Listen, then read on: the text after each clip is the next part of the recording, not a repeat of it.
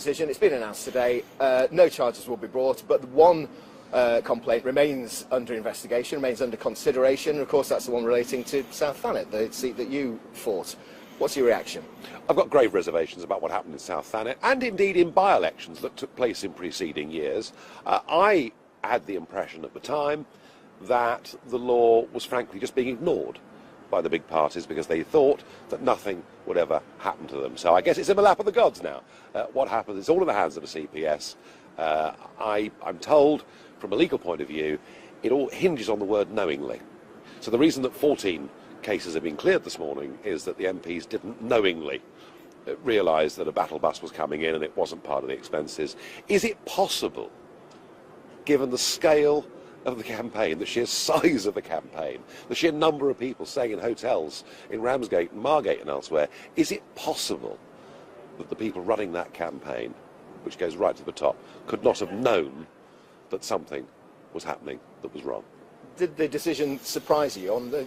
The Tories have already been fined £70,000 for election issues in 2015. So does it surprise you that everything's been summarily dropped?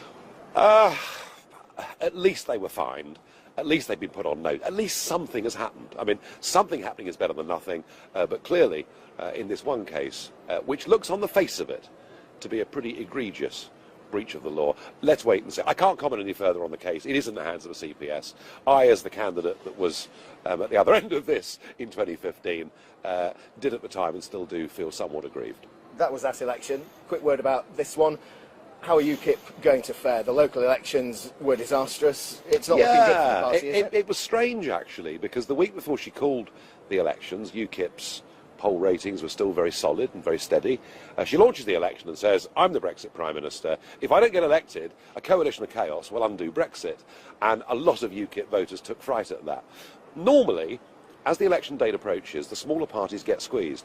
That isn't going to happen this time. Because when people realise, actually, she's going to win a massive majority anyway, I think a lot of them will feel comfortable in saying, do you know what? We need it to be a proper Brexit, and UKIP is that voice. So I think it's been a very tough start to the campaign because May just swept the board with those UKIP voters. They don't want Brexit undermined by the SNP, the Lib Dems and Labour. But when they realise that's not going to happen, I think it'll get a bit easier.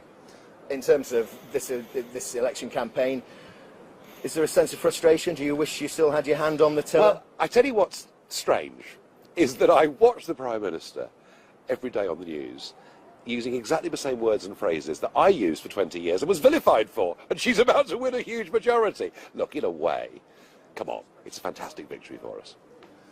In terms of the election, I mean, can you win any of those votes back? In 2015, 4 million votes. Yeah. It looks as though on the local elections it's not going to be anything like that. I mean, is this really the end of UKIP? Is there a future for them after this? Well, look, short term, as I say, if the Sunday before the election people realise she's going to win by 150 seats, that there's no threat of Brexit being undone by the coalition, the Progressive Alliance on the other side, then I think a lot of those people say, do you know what, let's vote for what we believe in, because we are UKIPers first and foremost, because voting UKIP did change the future of our country.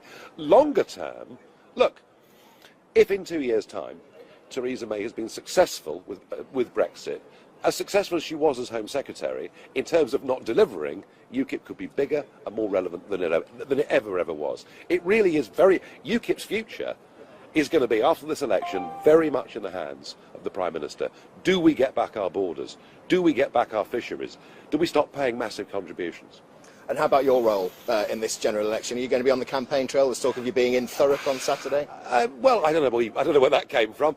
No, look, I don't want to be seen as being a backseat driver for UKIP. That would be wrong.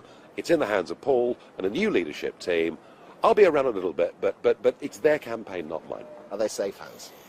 Yes, I think they are. He's had a tough start, but, goodness me, politics is tough. And if you think Nuttall's having a tough time, look at Jeremy Corbyn.